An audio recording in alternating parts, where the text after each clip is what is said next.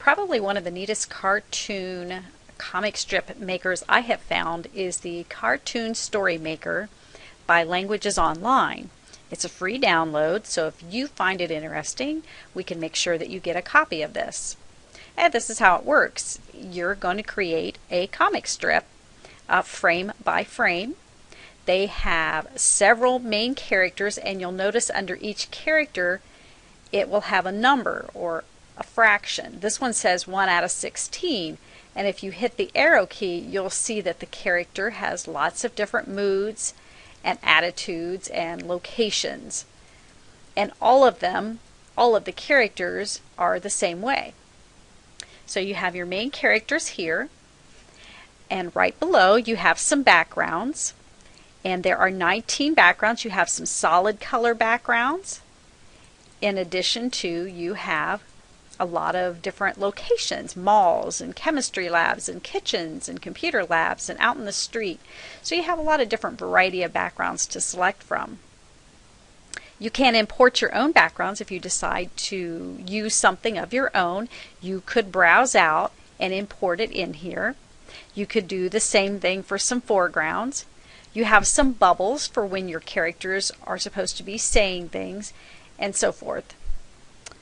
Your main frame that you're working with is located up at the top, and I noticed that I left a background, a blue background on the screen, and if I want to change that background, all I have to do is click in my toolbar where you see a little trash can. If I move my mouse over it, it says delete object, and I click and now it's gone. The trash can next to it says undo delete, and I can get it back if I want to.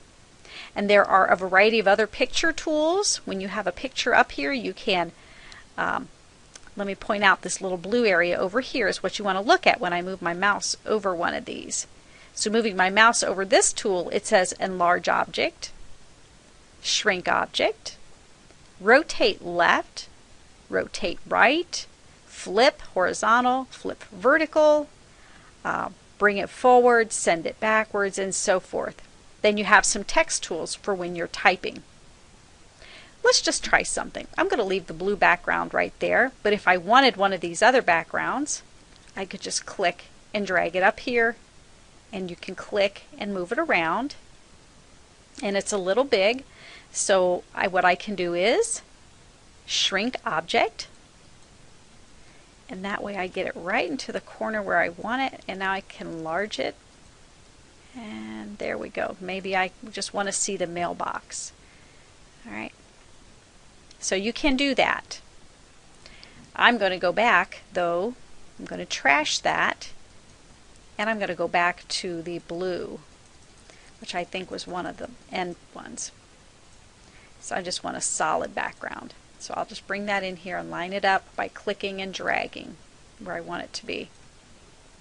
And I am going to bring in this girl right here. She looks very friendly, so I will just click and drag her onto my screen. Then I'm going to click and position her.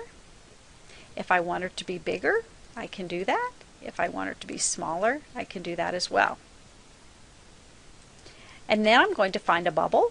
This one looks like it'll work. I'm going to click and drag it up here. Notice that you have this little circular point right here. If I click, I can move this around to locate it where I want. And then I can also hit these arrows to go through the types of bubbles that are available. Inside the bubble, it says right here. So I will just say, hi, my name is Dot. Now, maybe I want to position that down a little bit. I can just hit the enter key, is what I just did with my cursor in front of the H. I'm going to highlight the information. Oh, maybe I want it bold, and maybe I want to increase the text size. Okay, now I might want to bring that back up a little bit. And I think this is my color, and I made it red. And it's simple as that. Now let's say I want to do another frame. I can click right here to say add frame. You also have a delete frame. If you really screw one up, you can just delete it. You can copy a frame if you wanted to have a duplicate. You can go back and forth from the previous. Do I have a previous frame? Oh, I do. I was playing with it earlier. So you can see I had a background, and she, with the little bubbles, is saying, wow, the train station's really busy today. And I can add a frame. And now I can continue on and go through my cartoon until I have it done. So many neat ways that kids can use this for vocabulary words or retelling stories. Just lots of neat ideas. And we are going to hit save. And of course, I recommend you save it in your P drive.